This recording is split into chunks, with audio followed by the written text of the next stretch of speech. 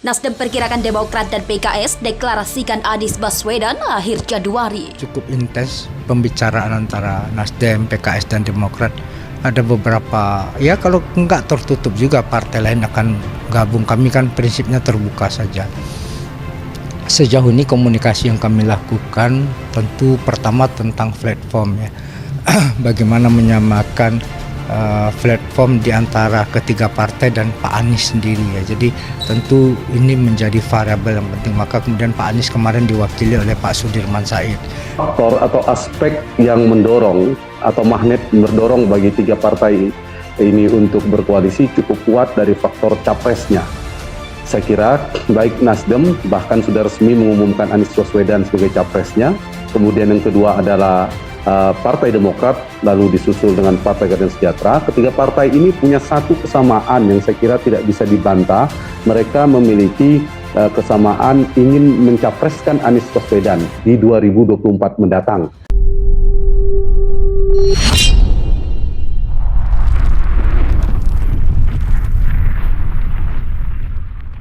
Nasdem perkirakan Demokrat dan PKS deklarasikan Anies Baswedan akhir Januari. Ketua Teritorial Pemenangan Pemilihan Umum Partai Nasdem Effendi Koiri alias Gus Coy mengaku mendengar kabar bahwa calon mitra koalisinya, yakni Partai Demokrat dan Partai Keadilan Sejahtera PKS, akan segera mendeklarasikan Anies Baswedan sebagai calon presiden 2024. Menurut dia, ketua partai tersebut bakal mengusung Anies pada akhir Januari atau Februari mendatang. Kendati demikian, Gus Coy menegaskan bahwa yang punya hak dan tahu betul ihwal deklarasi ini adalah Partai Demokrat dan PKS sendiri.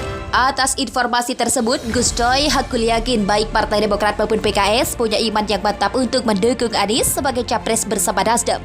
Meski kabar tawaran menteri terhadap dua partai tersebut sempat beruang, namun Gus Coy menyatakan keduanya tidak goyah. Ya, mereka bilang politik riang gembira ya. Nasdem, Demokrat, PKS bertemu Anies, bahas cawapres. Siapa jadinya? Kira-kira begitu ya.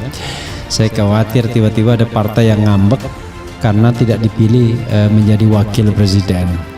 Sekali lagi, kalau kita bicara popularitas di antara partai calon pengusung ini, maka memang yang paling populer adalah AHY ya. Cukup intens pembicaraan antara Nasdem, PKS dan Demokrat. Ada beberapa, ya kalau enggak tertutup juga partai lain akan gabung. Kami kan prinsipnya terbuka saja. Sejauh ini komunikasi yang kami lakukan tentu pertama tentang platform ya.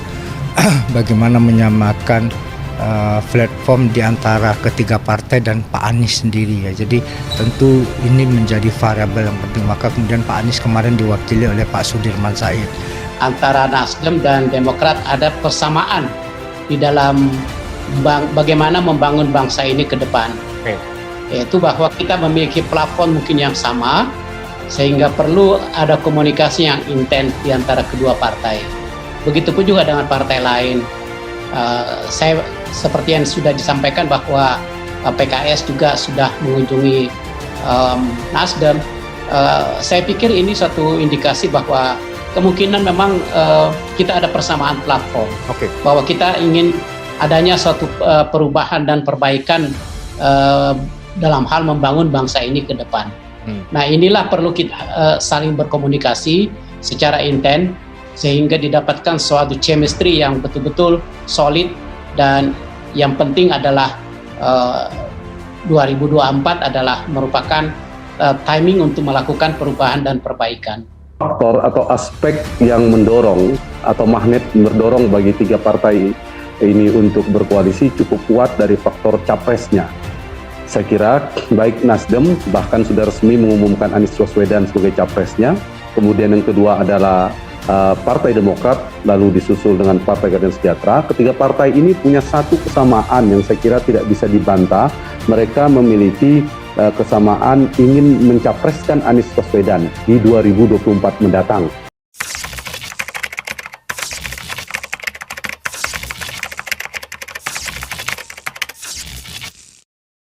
Nasdem perkirakan Demokrat dan PKS deklarasikan Anies Baswedan akhir Januari. Ketua Teritorial Pemenangan Pemilihan Umum Partai Nasdem Effendi Koiri alias Gus Coy mengaku mendengar kabar bahwa calon mitra koalisinya, yakni Partai Demokrat dan Partai Keadilan Sejahtera PKS, akan segera mendeklarasikan Anies Baswedan sebagai calon presiden 2024. Menurut dia, ketua partai tersebut bakal mengusung Anies pada akhir Januari atau Februari mendatang. Kendati demikian, Gus Coy menegaskan bahwa yang punya hak dan tahu betul ihwal deklarasi ini adalah Partai Demokrat dan PKS sendiri. Atas informasi tersebut, Gus Coy hakul yakin baik Partai Demokrat maupun PKS punya iman yang mantap untuk mendukung Anies sebagai capres bersama Nasdem.